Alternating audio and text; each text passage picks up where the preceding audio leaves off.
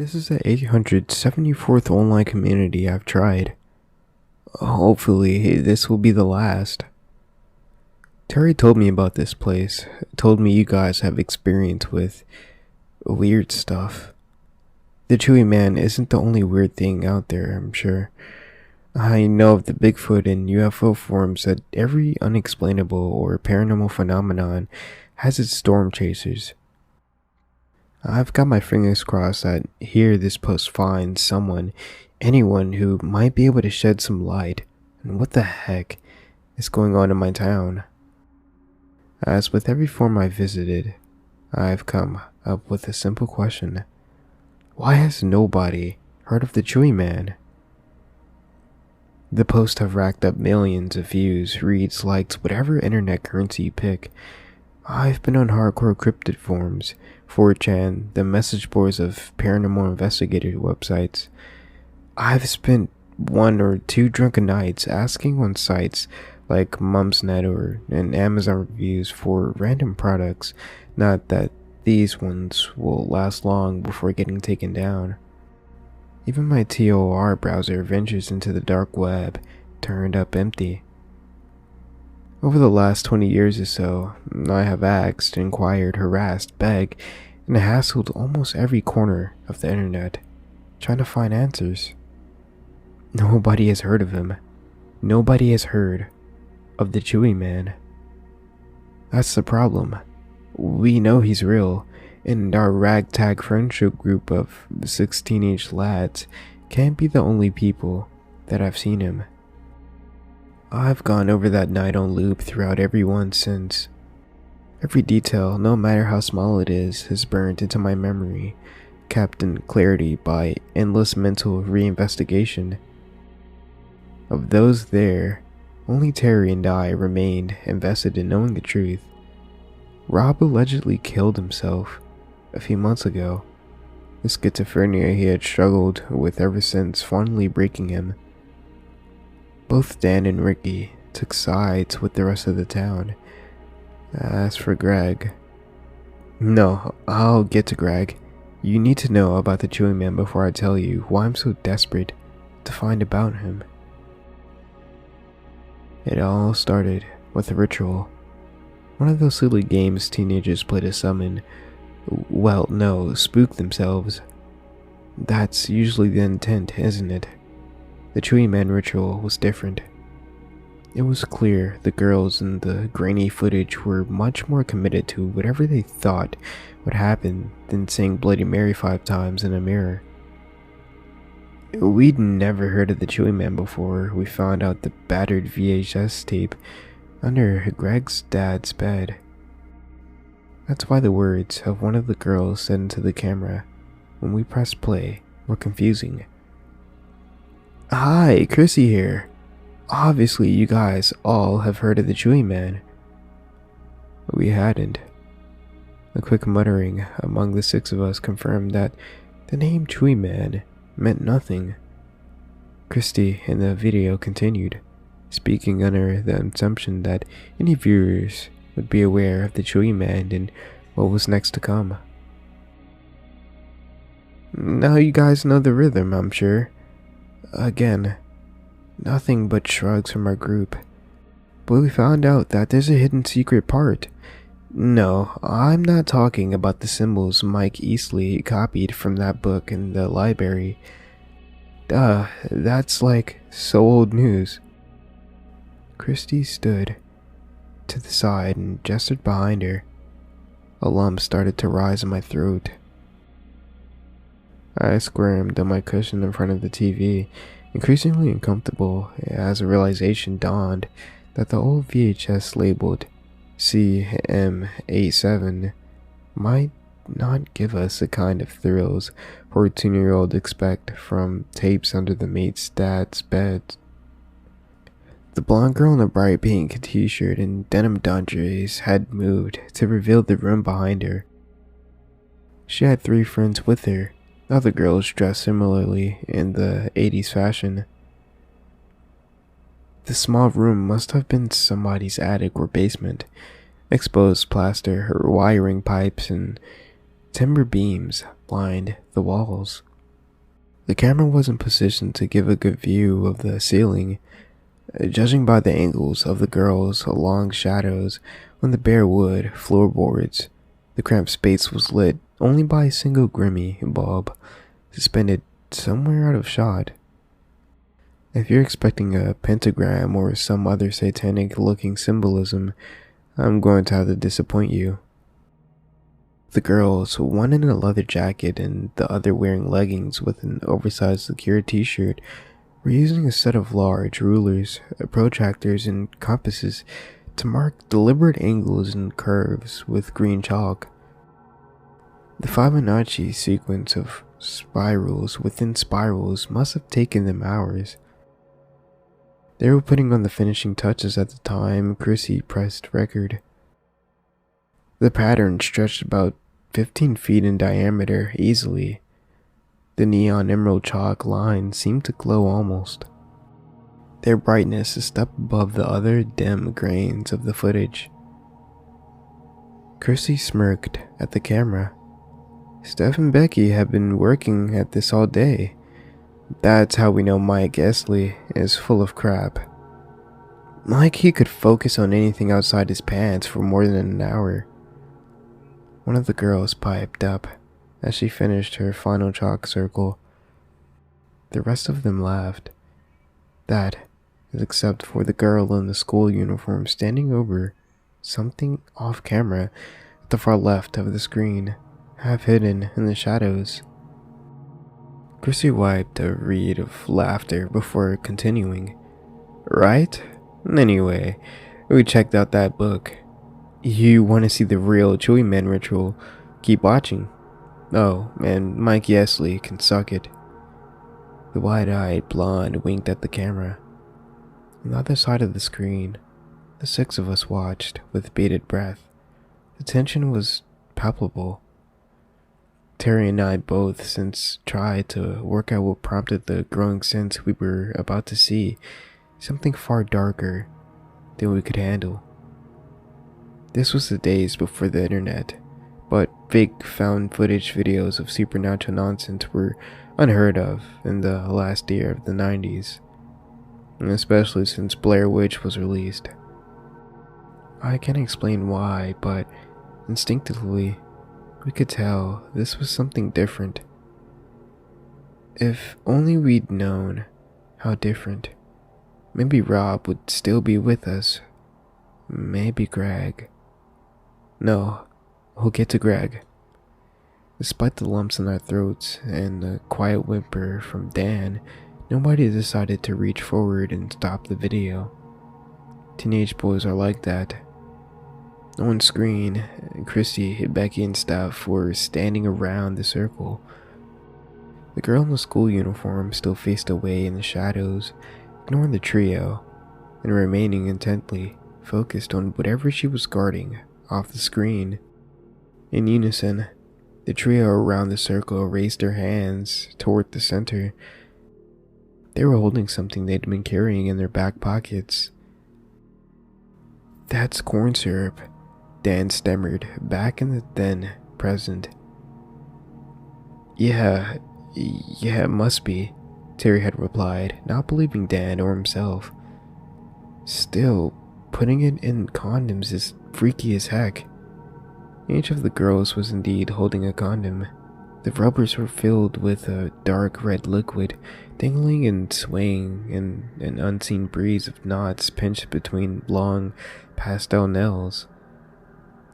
Terry and I both agreed that, given what we know now, it probably wasn't corn syrup. The girls stood in silence for about 30 seconds, then speaking with a unity that can be only achieved by old friends, reciting playground rhyme, they started chanting, Chewy man, come round for tea, Chewy man, come out for me, Chewy man, bad kids should pack, Chewy man, out for a snack.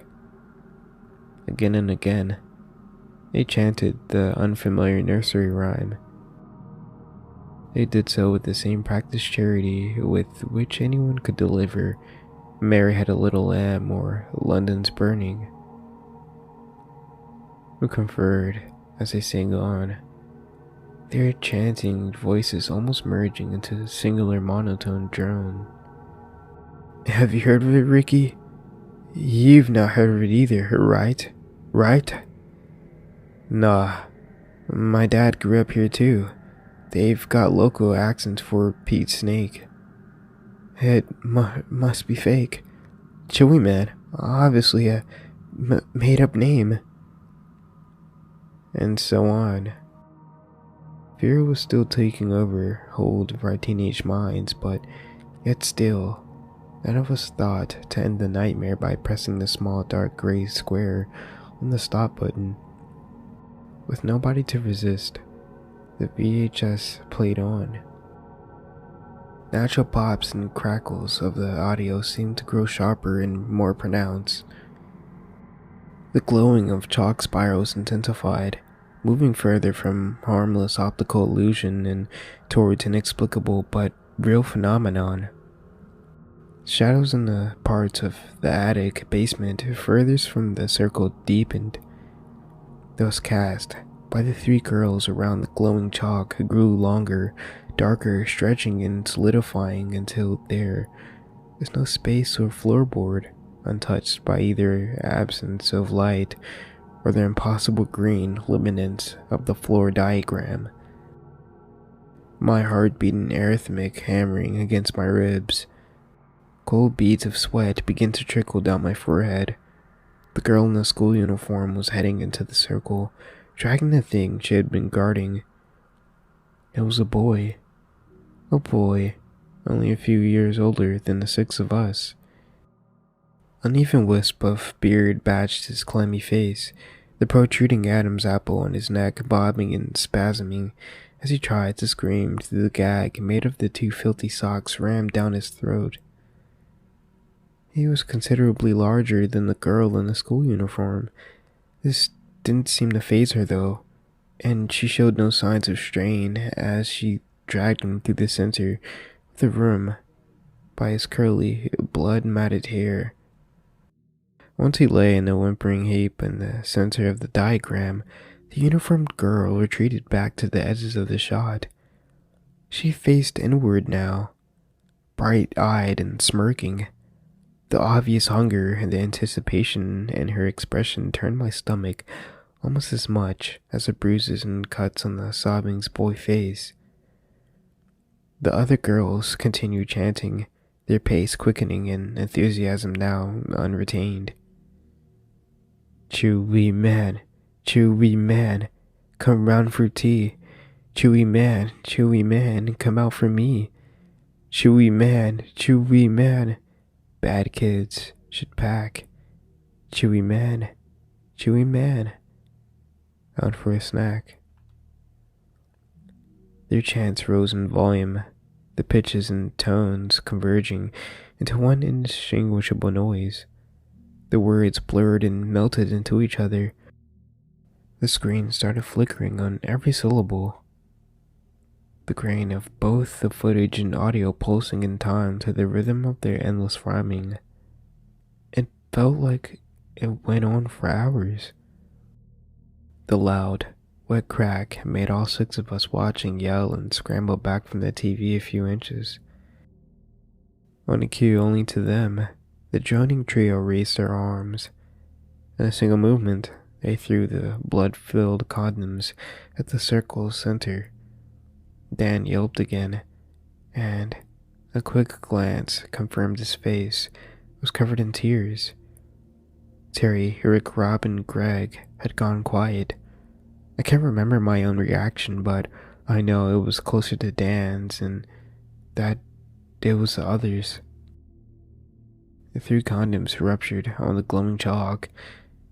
Their dark red contents splattered both the ground and the sobbing boy. And the sharp crack of the rubber splitting on the screen flickered, going fully white or black on a few almost indetectable frames. The young man struggled and screamed into the socks. It was at that moment I realized that he must have been drugged. His face was panicked, eyes bulging and tears leaking. But the movement of his limbs was slow and rubbery. Despite us screaming at the TV for him to move, he remained in place on the chalk and now blood-covered floorboards. We didn't have long to plead with him by the time the chalk spiral started moving. All words or fearful utterance caught in my throat, my brain finding it impossible to make sense of the information sent to it through retinal lenses and optical nerves. I'd seen those girls mark out those now aggressively glowing spirals, circles and lines. The entraced pattern wasn't some set piece of or optical illusion. It was a normal, ordinary, and above all, stationary chalk drawing, etched out on normal, ordinary, and above all, solid hardware floorboards. The diagram didn't care. Despite the dread-filled knot in my stomach, the maze of delicate spirals and deliberate angles started shifting across the dusty wood. The Anderson sequences danced together with a disturbing harmony, rotating and gliding on their own orbital paths, and yet, somehow, their trajectories never crossed. The iridescent sequences danced together with a disturbing harmony, rotating and gliding on their own orbital paths, and yet, somehow, their trajectories never crossed. The bruised and bloodied boy at the center screamed into his gag louder than ever before. If I weren't so terrified, I'd have joined in. The flailing of his rubbery limbs reached peak levels of deliberateness and urgency, yet it wasn't enough to move him more than a few inches. Even with the glowing spinning spirals, there was a clear catalyst to his renewed efforts. One it took me no longer than half a second to catch. The blood from the condoms was bubbling and trickling along the wood, oozing and ebbing with an obvious purpose my terrified psyche could not hide from me. As I said, by this point I was too scared to scream. The boy in the video wasn't though. He howled and shrieked into the bottle of filthy cloth, never stopping his futile attempts to edge himself away from the puddle of sentiment, crimson liquid forming inches from his face. Dan's wailing was uncontrollable. Ricky had to keep telling him to shut up, but the quivering in his voice betrayed his own inability to process the situation. Greg was pleading with us not to think his dad was some type of pervert. Terry, Rob, and I continued watching with lumps in our throats and tears in our eyes, saying nothing. If we had known this was our last chance to stop the tape before, well, you see, suffice to say, if we had known what was to come, what that bubbling pool of blood was about to do in a few innocent seconds' time, one of us would have pressed that dark, gray square. Unfortunately, we didn't, and now nobody will admit Greg or his dad ever existed. If only I'd have listened to my gut, to the screaming instincts urging me to reach forward and stop the tape. I ignored them though.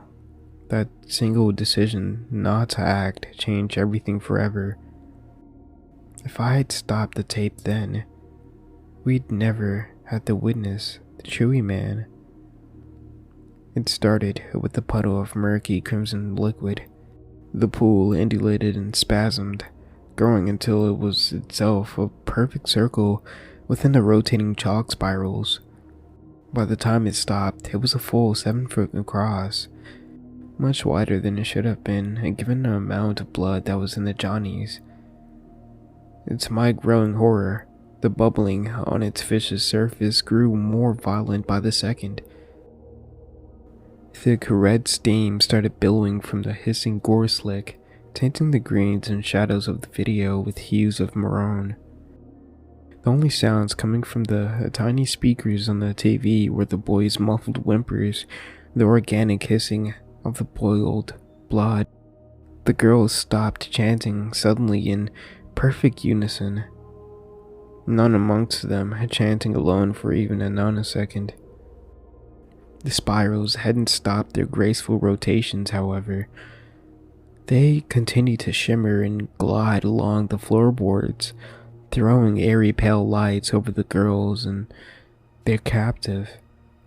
Then, quietly at first, but after a few seconds of crescendo of painted moans, we heard him. The Chewy man. The bubbles on the surface carried muted grunts and cries of agony when they popped. My eyes widened as the first of his hands pushed up through the boiling crimson. It was long, the two flat fingers and thumb, splaying from the diner plate-sized palm, measured at least a foot from missing knuckles to each yellow, splintered fingernail.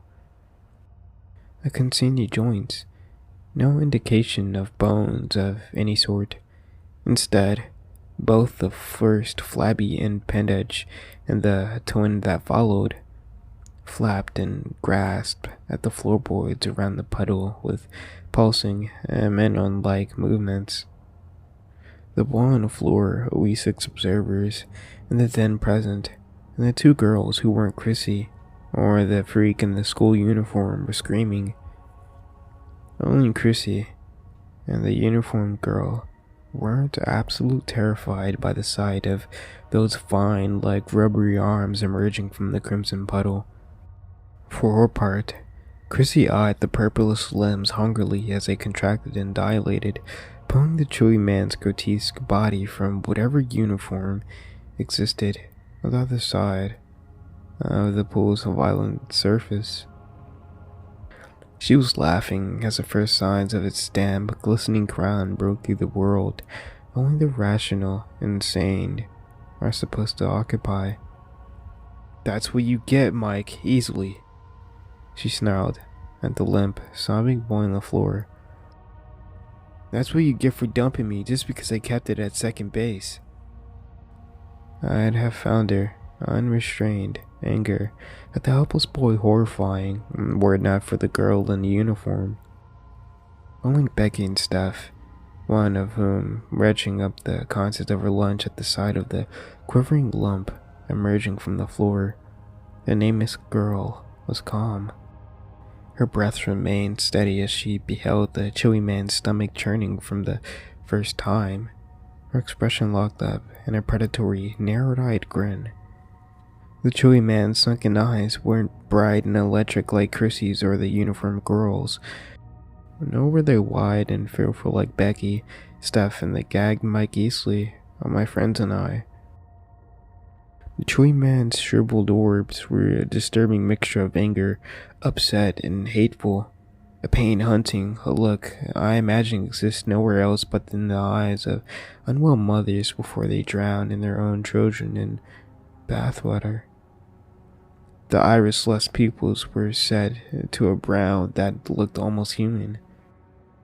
Save for the complete absence of a nose and disproportionately small eyeballs, the only indication the crown of that boneless body wasn't human lay in the overly convex angle of its ridge. The noseless lower half of the face, however, was impossible to cognitively link with any branch of the Homo genius. There were no neck, jaw, or ears. The top of the Chewy man's head simply melted onto its broad, unmuscular shoulders, its mouth twisted and framed by puckered lips, ran from an armpit to deflated armpit. Dozens of irregular rows of teeth within stuck out at painful angles from the gums. Speaking of, each quivering tooth-lined ridge was at least as thick as my forearm. I had to convince myself that I could smell that purplish, rubbery thing by the time it had pulled enough of its torso out of the puddle to reach Mike Easley. And unfortunately for my sanity, It wasn't confirmed for me within a few moments that the pungent stench of rotten fish and discarded medical waste was definitely not in my imagination. That's when the speakers on the TV started leaking. A thick, viscous brown liquid began to ooze from the tiny holes in the silver plastic.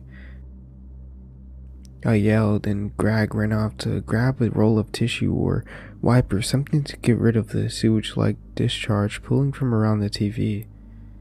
I think Dan had passed out by then.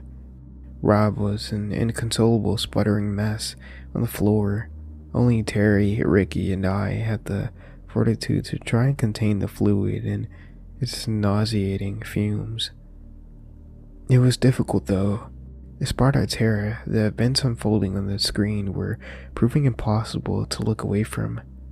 The Chewy man was getting to work. As the speaker sputtered and spat that reeking liquid, the Chewy man had pulled enough of its snaking body from the now-filled blood portal to reach Mike Isley.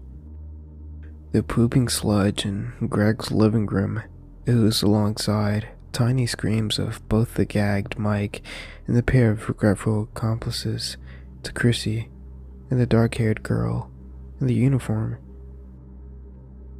These harrowing occurrences weren't alone, though. There were also organic snaps and groans riding throughout the speakers. I stopped wiping the endless grudge of sewage to go up, struggling to not puke. The Chewy man's chest mouth had fully unhinged. The space between Betooth ridged was easily as tall as a man. I could see clearly as its thick, bluish tongue could make out with horrifying clarity that the jutting rows of molars didn't stop at its gums but extended all the way down its tunneling gullet to the guts, presumably hidden at the end. Mike Easley could see all of this too. I'm sure that's the reason his eyes rolled back until only 2 pixels were visible. I'm sure that's why thin jets of puke erupted from the gaps between his lips and the bald socks. Fortunately, I didn't have to ponder how Mike Easley was feeling for long. Those of us occupied with trying to contain the delage from the speakers had all stopped. We watched, tears streaming from every pair of eyes, as the Chewy man closed his jaw around Mike Easley's limp legs. There were a sickening crunch, a sound I can only describe like a stack of uncooked spaghetti, snapping if it was wrapped in raw bacon. Mike's puke-choked shrieks still haunt me, as do the slavering moans of the Chewy man as it inched its way up to its unresisting body, bite by blood-soaked bite. Its jaw didn't snap, shut quickly, but instead closed in slow and deliberate motions. Rather than pressing some kind of jawbone shut, the Chewy man instead sucked Mike Easley further and further into its maw. The lips seemed to empty between bites, filling again with the unseen fluid every time the mouth closed around Mike Easley's shins, slowing, creating the pressure needed to snap the teenage boy's bones like twigs into industrial vice. Becky and Steph were historics as the horror of the fate they'd sealed Mike Easley to dawn on them. Even Chrisley had lost her passion now. Only the girl in the uniform remained unfazed. Her predatory grin was fixed right up until the point those shriveled eyes and puckered lips found their way to Mike's torso. It was at the exact moment the browns and yellows of puke around the sock gave way to dark purples and reds at the footage, to Mike's stunner relief, cut out with a soft ping. I've never felt a building so fast. I barely had time to hear Greg's pleas for us not to leave over the electronic and disturbingly wet an organic crunching of his TV, imploding. None of us stayed. We all ran home, tears streaming down our faces, more than one pair of jeans damp. We never saw Greg or his family after that night. Terry and I, as well as presumably Rob, Dan, and Ricky, had asked our parents about the Chewy man as soon as we crashed through our front doors, sobbing and blubbering like lunatics. My father's response wasn't the warm, calming parental reassurance I was expecting. "Where the heck did you hear that name?" he snapped, throwing me onto the sofa. "You tell me right now, who the heck told you about the Chewy man?" I, of course, explained everything to him. He left the room, and I could hear through the walls between our kitchen and lounge that he was making phone calls, angry phone calls.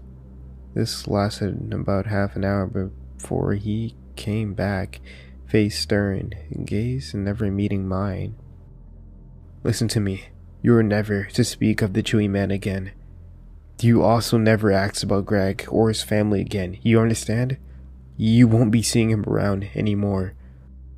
"Dad, what are you—" "Enough!" The loud smash of glass he was carrying on the opposite wall made me jump out of my skin. "Enough. Don't press it. Don't bring it up again. Forget Greg." "But—" "Shut up!" This also threw me. Dad was usually a gentle, soft-spoken man.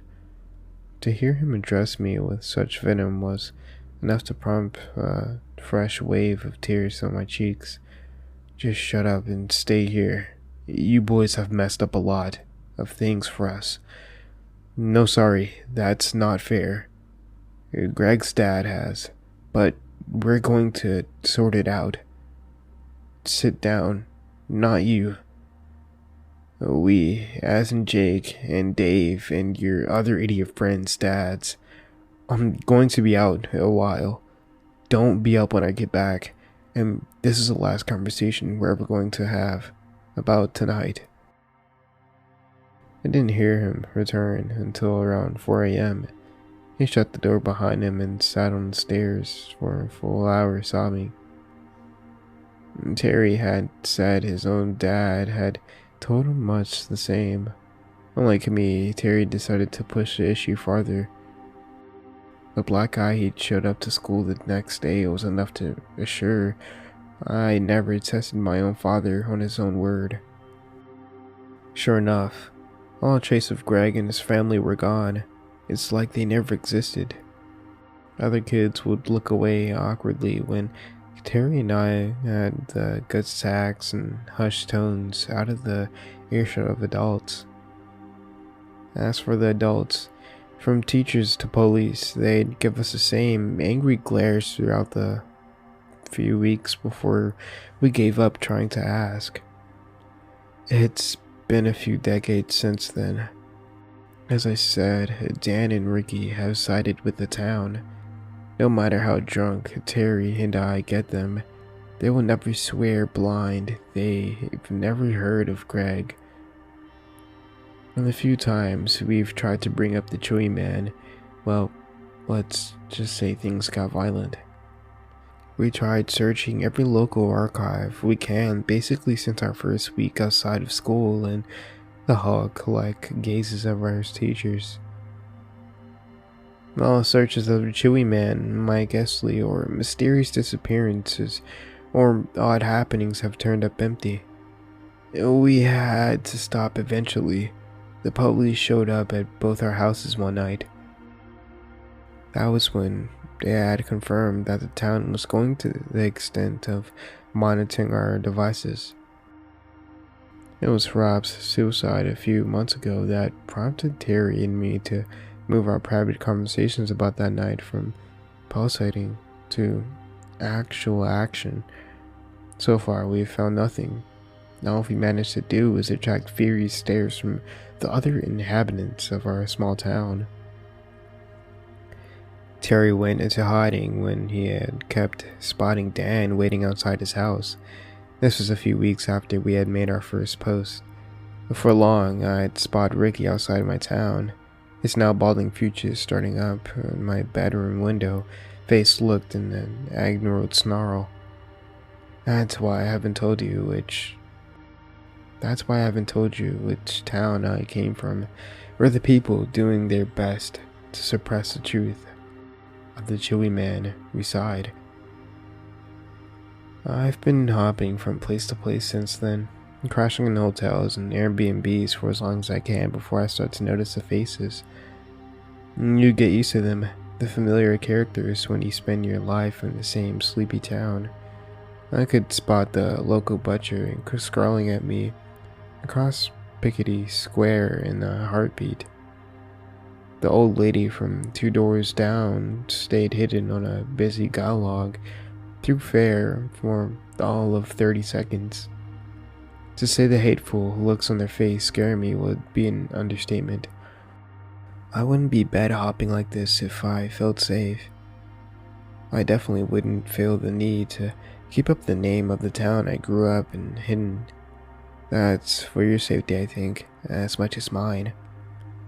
For some reason, our entire town, including our parents, don't want us poking around and finding out just what the heck the Chewy man was.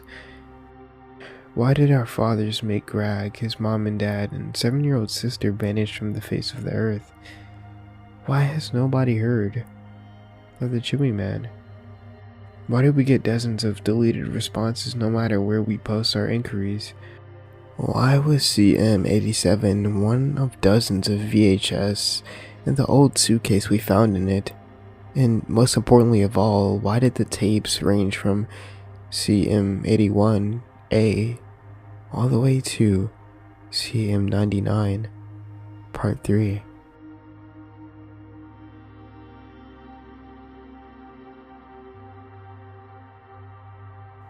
Okay, thank you guys for listening to the story. This was a great story. This was a very long story, and probably one of the longest single stories I've read, and I really enjoyed it. Thank you a lot, and big thanks to the Redditor u/twocantherapper. I hope I got all the characters right in that, but thank you so much for submitting this story and allowing me and granting permission for narrating your story. And I do also want to give a quick note before I end this off. Thank you guys for the recent support. Although it hasn't been groundbreaking and a lot, I have noticed a recent change in my sub count, and I just want to say thank you guys so much. Thank you guys a lot for watching. As always, I'll see you guys in the next story, so don't forget to sit back, relax, and indulge in fear.